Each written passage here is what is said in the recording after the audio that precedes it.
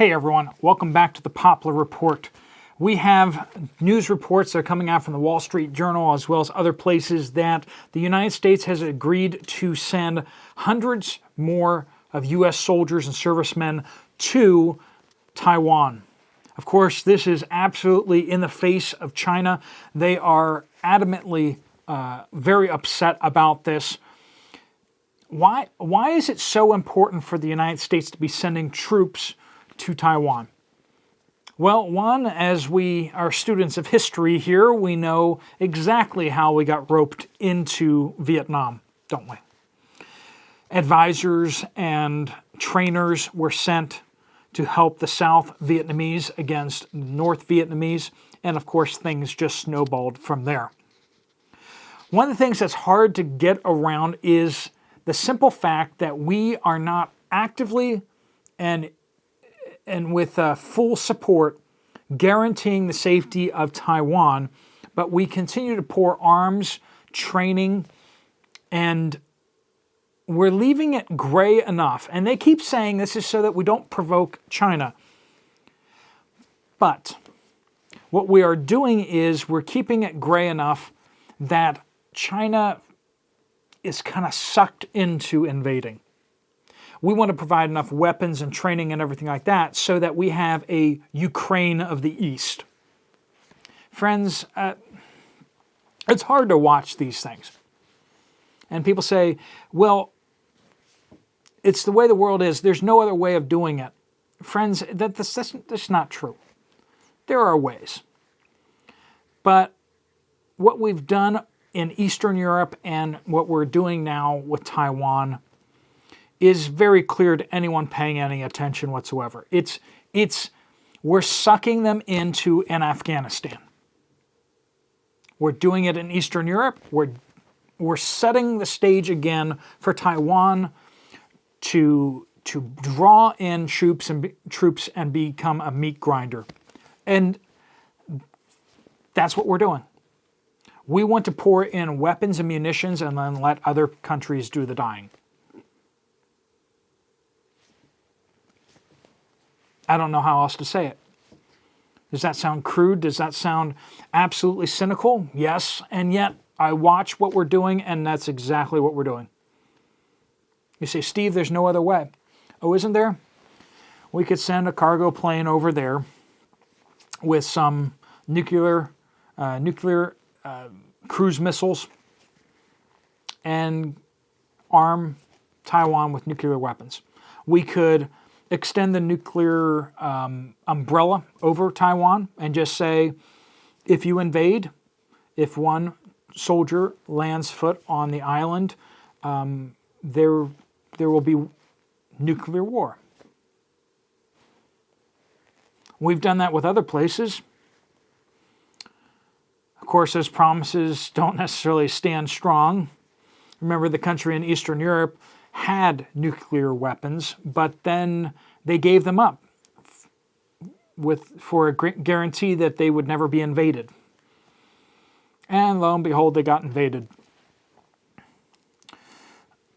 There are ways, or if the United States were to actively say that if there's an invasion of Taiwan, we will absolutely defend her. We could deploy a real amount of troops to Taiwan, which would be welcome from Taiwan.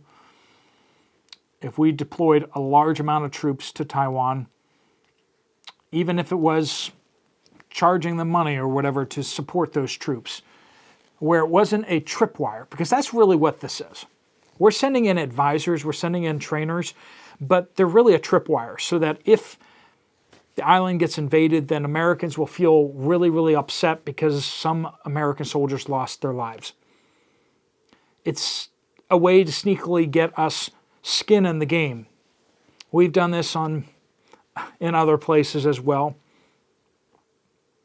We're not fully supporting Taiwan, but we're supporting them enough to get them in hot water. We want to use them as a meat grinder. And frankly, it makes me sick. It makes me sick that these people in Washington, D.C. would treat other people's lives like that. There doesn't seem to be any negotiation whatsoever in Eastern Europe. There's none. Washington, D.C. has shut down every opportunity for negotiation. Before the invasion, we shut down negotiation. We would not contemplate allowing Eastern Europe to make a commitment to not join NATO. That was all that was being asked. We want a strong confirmation that there will be no missiles placed in there and that they will not join NATO. If so, we can agree to them firming up the borders and being done where we are. And the United States and Europe and everyone else just said, no, we're not going to consider that. And then we march into the situation because honestly, a whole bunch of people in Washington, D.C. were cheering when they went into Eastern Europe. And it's heartbreaking how much humanitarian relief has gone in there from the U.S. government compared to how much weapons relief have gone in there. The companies that make all these munitions and weapon systems are just ecstatic. And there's always more money for weapons. There's always more money for weapons. Medical supplies to mitigate the damage amongst civilians and the people's lives who have been destroyed by this conflict. And yet, you just look around the world over at Taiwan and you see the exact same setup happening. We're going to just keep poking and poking and poking until we provoke a response.